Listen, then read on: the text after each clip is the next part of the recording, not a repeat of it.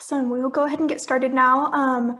I will go ahead and introduce myself and then my coworkers here. So my name is Avery Miller and I work with Benedictine College in Atchison, Kansas. And this is a presentation on planning for campus life and different COVID updates for all of the schools. So I will go ahead and share my screen and get us started off.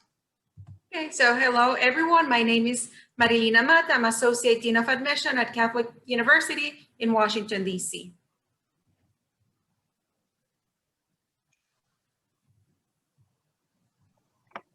Hello, everyone. My name is Ana Luisa Teodoro from St. Francis College, located in Brooklyn Heights, New York. Hi, everyone. My name is Jacob Jones, and I am the Assistant Director of Admissions here at Spring Hill College in Mobile, Alabama.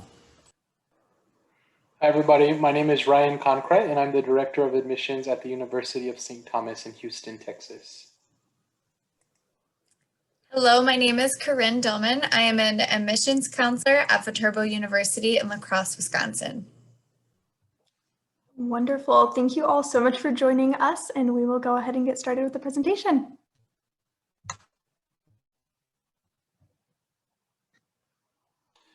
All right, everybody. So the kind of the first piece of information that we want to share is about tips that you guys should take into consideration before departing your country. So you've been accepted to a university in the United States, and you're getting yourself ready over the summer to make your trip and to start your education in one of the universities in the States. And so we put together some bullet points here. So the first thing is, you want to plan for the travel.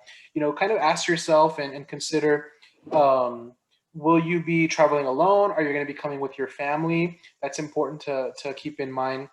One of the things that we always recommend to incoming international students is, really take a look at your chosen university's academic calendar and plan for travel early. Look at the calendar. Normally it's planned out at least a year in advance, and you can see when their Christmas break is, when their spring break is, when you have to be at the university, when you don't, and you can purchase your round trips that way if you want to, also, so that you don't have to buy it closer to the actual breaks that you have from the campus. So keep in mind, are you going to be staying on campus? Are you going to be going back home to your country? Ask that university what their policy is for having students on campus over the breaks as well, if you're not wanting to make that trip back home. So all those things kind of keep in the back of your mind. The I-20 and the student visa process is also very important. So once you go through the admission process at universities, and you've been admitted, they will go through also what's called the request for an I-20, which is going to be essentially the process you go through to request your student visa. So be sure that you have all of your immigration forms as needed for entry into the United States. Most common ones are a valid passport, your F1 visa, which is the student visa. It's most common, but there's also other types of visas that you may be able to travel on or enter the country on. And the original I-20 form that's going to be sent to you by the university, you'll need to have that also. Research is super important. Look into any sort of long distance or international cell phone plans that you might want to take advantage of or purchase before coming into the country if you don't have one already. Some universities offer some programs, so make sure you ask your admission counselor if their university offers anything in regards to this. Also, kind of look into banks that will allow international students to open accounts, because you're going to want to more than likely open up a banking account, a checking account, have a debit card, so that you're able to make purchases once you're enrolled in school. Bank of America is one that I know we work with at St. Thomas that works with our international students to help them with this process. And then gather and organize important numbers, email addresses, and have those handy so they're easy to reference in case you need to, emergency contacts. Maybe have them written out on a form or on a piece of paper or programmed into your phone. Just kind of organize yourself as much as possible. And then lastly, kind of the last tip is really understand your financial obligations to the university. You've received probably a financial statement. Understand what that actually means. What does your bill mean? If your university offers a payment plan and you're going to be taking advantage of a payment plan, be sure that you have made arrangements with the university in advance and that you know what your monthly responsibility is, just so that you don't run into trouble when you're when you're already enrolled and studying. And make sure too, if your parents are helping with costs of your education, that you communicate with them what exactly the financial obligation is, and that everyone is clear about that before coming over to the university.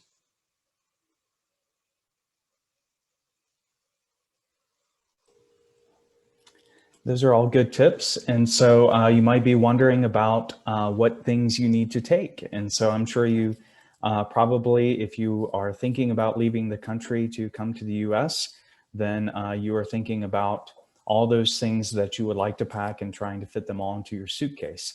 The important thing is to bring something, number one, that reminds you of home. Bring something that you can keep in your room, something small, a family picture or something that can remind you of where you come from. But most colleges will provide you with a list of the things that you're going to need, especially for decorating that dorm room and bringing the things that are going to be essential. You can purchase things once you come to the university, but you may want to bring some things that you know that you're going to need. Make sure that those things can be fit into a suitcase and that you're not bringing multiple suitcases, maybe for things that you could just purchase or share with your roommate here in your dorm. And so those are all important things to remember. Talk to your roommate. You're probably going to know the name of your roommate and get some contact information about them before you come to the US. And so it would be important to make some kind of contact with them. Find them on social media if you can. Reach out to them through email or WhatsApp or something like that and connect with them. What are they bringing?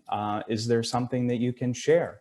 And then once you come to the US, there are plenty of opportunities and places to get more things and acquire more things. But really, the essential things are those things that are going to remind you of home, those things that are going to make you feel at home when you're living abroad.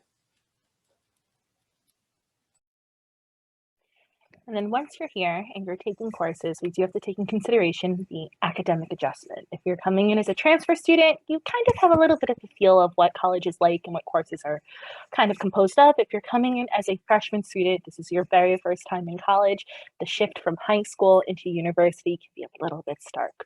So in order to make that adjustment as seamless as possible, I do highly, highly recommend attend student orientation. That is the first time most likely you're going to be with your incoming group of students. You're going to learn all the ins and outs of the schools, different departments that are going to be good resources for you, study tips and things like that. And additionally, you will have an academic advisor that's going to be helping you along your 4 years of study. Connect with them, learn the resources for the school and support services in terms of academic support and also mental health support. Additionally, at the college level, definitely know that you have to follow some academic requirements. Rule of thumb, never plagiarize anything ever. And that is very quick to keep in mind. Everything should be your own words. And if you think it's somebody else's, find that quotation. And also know your codes of conduct. Your professors will be one of your best resources. You should know them and they should know you. It never hurts to stop by an office hour after class, to stop by for a few minutes to talk to them about something that you learned that day, or maybe a prospective area of research that you're really interested in. Your relationships with your professors will come in handy and be your lifeline. Additionally, be responsible for yourself. You are your best advocate throughout this entire process. As much as professors and advisors want to help you, you've got to take the reins and help yourself throughout this whole time too as well. So once you're in your college or university, there's a big component is the social adjustment. This might be your first time in the US, maybe it's not. So even a lot of things to take in consideration, even the weather, especially if you're coming from Central America, you might be in a cold location or not. In the dorms, there are many people in the dorms that are there to help you adjust to your new environment. The RAs, residential advisors, hall directors, they do a lot of things in there. They have a lot of activities. Be involved. If I have an advice to you, is be involved. That's going to be the best way to connect with other students. I also like to say, leave the door open. That means that you are friendly. People will say hello. If your door is locked, maybe they will not knock at your door. Even before you get to the university, there's a lot of clubs that you can check them out online, but also, once again, be involved. There's a lot of clubs, whether you like sports, whether you're into anything social or language, whatever, there's gonna be a club for you. So you have to make an effort to meet new people. There is the Office of ISSS, International Student Services. Most colleges will have one, so that will be one of your main to-go places to get advice, to get support. So make sure you connect with them. A lot of international students, they usually arrive a day or two before the actual students. American students arrive at the university, so you will get a little bit of time to adjust to your new environment. You can also, if you know someone you can connect with the Office of Admission or ISSS office, so they can tell you someone maybe from your high school, maybe talk with friends, maybe someone from your city or your country that is already at the university. That will be a good person to connect. We also have groups for the class of 2025 in Facebook, so that you already can connect with other current students who will be attending university on the fall. Security, campus police. In the US, there's something called the blue light system. So if you're not secure, you just press the light and they will go to your location. A lot of universities can also, with campus police, they can escort. So there's a lot of places at the university that can help you feel secure. But keep in mind that things are a little bit different in the US or not, but whatever you don't do in your country, don't do in the US. It's basically common sense. You're not gonna walk alone in your hometown at 2 in the morning. You're not gonna do that at any university in the US. There's a lot of, if you're a smoker, that's a no-no. Many universities have a non-smoking policy. That's something to keep in mind. And those are some of the main advice that I can tell you about the social adjustment.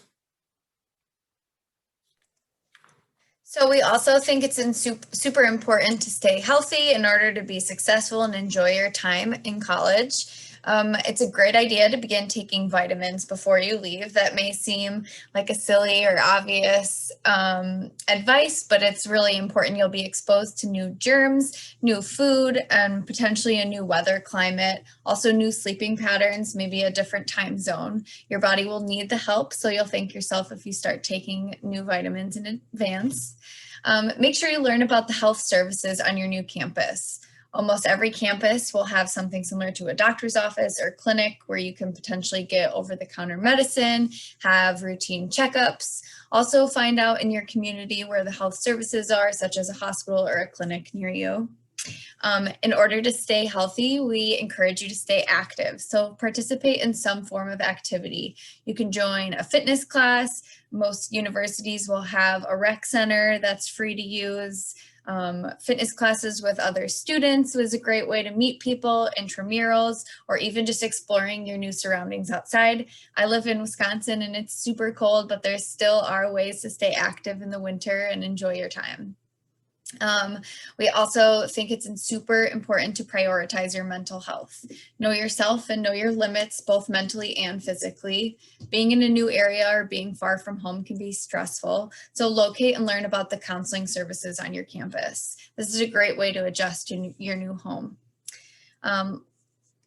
As mentioned earlier, make sure you take any medications or prescriptions with you. So as Ryan noted, make sure you're researching that and whether you can get those prescriptions refilled in your new home or if you need to bring that with you. And of course, research your institution to learn about COVID precautions and regulations, but now you're going to learn a little bit more how to stay safe and healthy through COVID. Yeah, guys. So we took a big poll of all of the different universities that are joining this whole tour. So not just the universities you see here, but all of the ones participating in general. And we just kind of compiled this big list of things that a lot of the universities are doing as a very general overview of what to expect kind of in COVID times and coming to a new country and coming to a new university. So a lot of the universities have instituted mask requirements on campus, in dorms, and in classrooms to help keep the students safe if they are operating in person. If in-person classes are going on, a lot of the schools have reduced their density in their classrooms to create kind of a socially distant classroom. A lot of schools are also having online courses or a hybrid style where you're maybe in part of the week, but also online part of the week to kind of, again, reduce that density in the classroom. Daily symptom tracking apps have also been frequently used on a lot of the campuses, as well as regular testing, especially prior to move-in, whether that was in the fall or when students were returning to campuses after our winter break period the past couple of weeks. And then a lot of schools are also doing random testing every week or so, depending on if that's like specifically for student athletes or just across the campus in general. Schools have updated their air systems to kind of keep that flowing and helping improve classroom and dormitory cleaning as well, so that classes are clean, areas are clean for students to go and be with friends in. COVID health kits have been provided by a lot of universities, and a lot of universities have also began to offer not just double rooms, but individual rooms for students so that if they needed to quarantine, they would have a place on campus too. Additional mental health and physical health staff have been hired at many universities across the US as they are coping with the COVID times as well. And support services are available online, as well as 24-hour hotlines for mental and physical health, as we know this is a time that a lot of students are struggling both physically and mentally. Quarantine and isolation housing has been provided by a lot of universities, either on campus or close to campus. Gym appointments, as Corinne was just talking about your physical health. Obviously, it's important to stay fit and active during this time. So appointments to the student recreation centers and kind of additional cleaning and stuff for those as well. And then restricted visitation policies in a lot of buildings and or dorms to kind of just reduce the density in those buildings and also know who's going in and out of buildings so that if contact tracing needed to happen, it could be handled a little bit easier. And then lastly, a few little extras here. So additional training for faculty and staff as to how to handle COVID with the students, increased on-campus capacity for student health faculty and staff as well. Condensed semesters have been instituted where either fall or spring break has been canceled, but then maybe having a Friday taken off of the school calendar so that instead of an extended break where students could disperse throughout the United States, maybe you're just getting a couple 3-day weekends here and there where you're still kind of all staying on campus in that way. University dashboards are available on a lot of the university websites to track cases and how many cases are on campus between students, faculty, and staff, as well as international students were provided at a lot of the universities free airport pickup and free housing the weeks preceding coming to campus. As we know, after international travel, a lot of them had to do a mandatory quarantine before classes began. And then just kind of in the community, there are COVID research opportunities at a lot of the universities for students who are interested in biology or pre-med. A lot of donations of PPE have been made to communities from the universities, making face shields and masks and all of that for those in the areas that are more heavily medical focused. And then community mental health staffing has been up, as well as professors and medical faculty on public health task force in certain communities. So that was a very brief and general overview. Again, all of these things may not be instituted at every university, but hopefully at a lot of them. So I am going to go ahead and stop sharing my screen, and I will pass it back to Corinne, who is going to deal out some questions in our Q&A. So please feel free to drop any questions, anything that even if you want us to repeat something. We have one question right now, which says, can we contact facilities of the university we are thinking of going to about some doubts that we may have before actually applying? I'm going to jump in on that one and say yes, absolutely. Especially if you're looking for resources or finding a good fit for you. Again, it's not a matter of if you are, it's the matter of finding a university that's a good fit for what you need in terms if you have different academic or social services, and seeing in that regard if you have any learning disabilities or capabilities that you need adjustments for, physical abilities, or if you're just generally curious to see what it's like, reach out to admissions. And additionally, if you know the specific department, there is truly nothing that an email reaching out can't fix for you. But also, admissions department is a great way to start off to find out who the next person to go to.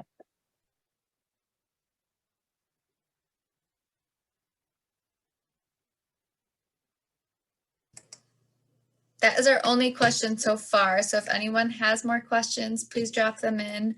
Or if anybody else, any of my colleagues want to give any advice.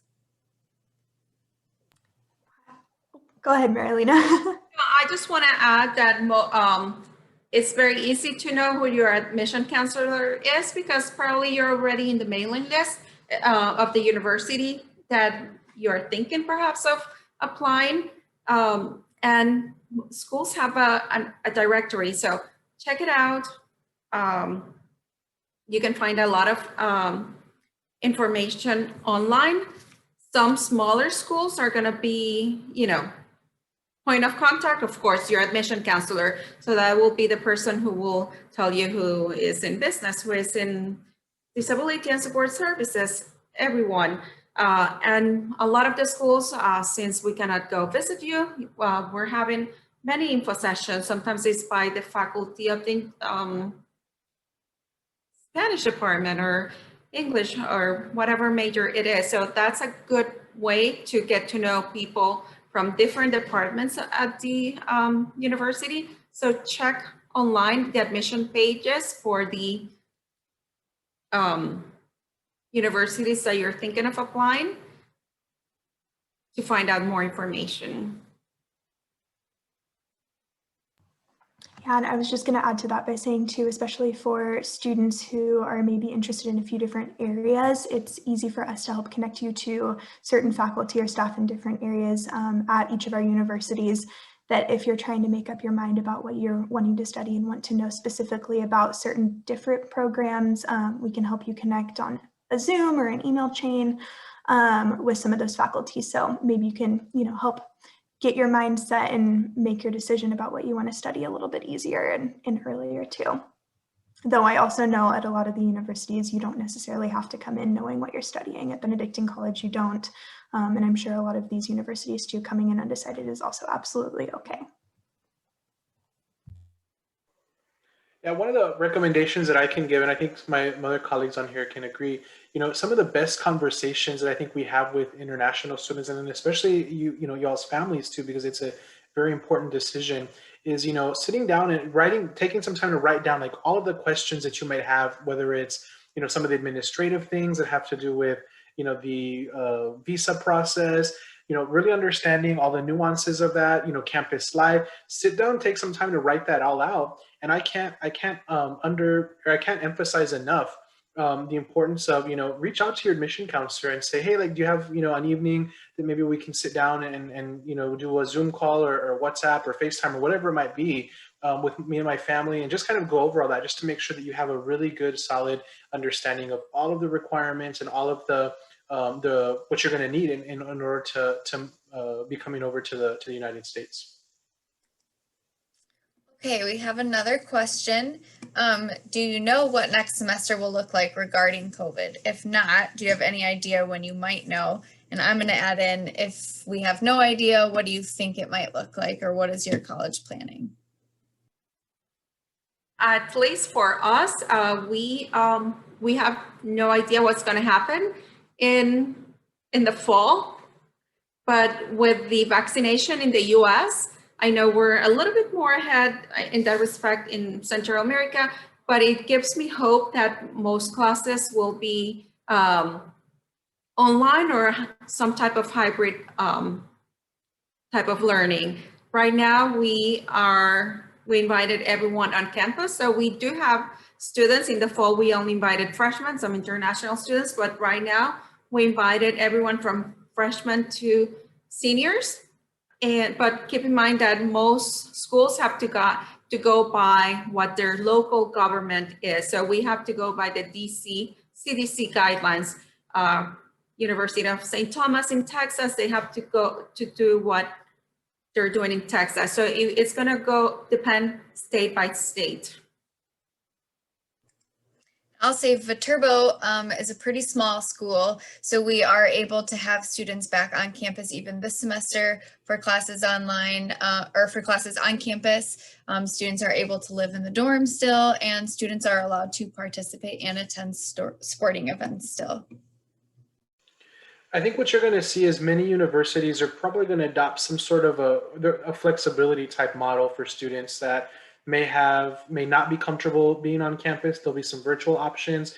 Those that want to be on campus, I think there's going to be ways for you to be on campus. And so I would kind of just take that, keep that in the back of your mind that I think in general, universities are trying to be as flexible as possible. And again, I think we're monitoring kind of what's happening in the country. And then again, as was mentioned earlier, it is a state by state kind of regulation as well. And so there's a lot of factors and a lot of moving parts. And so we don't necessarily have all the answers, but I think we're going to try to be as flexible as possible. Okay, we have another question. How do we figure out what campus life is like when we're not there physically, when we can't visit physically? It's a great question. I'll jump in on that one. Whoever asked that question, thank you. But additionally, I think again, how a lot of the colleagues in the club saying, be a part of the events. We're doing a lot of online events since we know you can't be there. And as much as we want to see you, we want to be safe about this. For example, St. Francis is doing bi-weekly international student information sessions. I'm sure my colleagues on the call do also have different plans of how they're engaging students internationally to kind of figure out, one, who are we? We want, one, for you to know us and for us to know you, for us to see your faces, elevately in these Brady Brunch little boxes that we see you on. But additionally, you get to learn a little bit about the feel of the school, the energy of the admissions counselors. And also, we're doing virtual events. So I'll give another small bit. I know from some attendings on this call for St. Francis, we're planning Twitch streaming for us to do online games together and kind of figure out how we're doing board games and things like that. So we can't be there to hang out with you, but we're trying to find different ways. And I'll give my colleagues also the floor to kind of share what their universities are doing before we wrap up on that end. I know across the board, a lot of us have had, multiple online virtual events throughout the year. Also, I'm sure most of us have virtual tours offered, so you can kind of try to be like you're on campus and imagine it and picture yourself there without actually getting to be there at this time. And I know we're just trying to kind of bring as much of it to you in that virtual capacity because it is kind of tough trying to imagine it. But I do think we are about to wrap up here.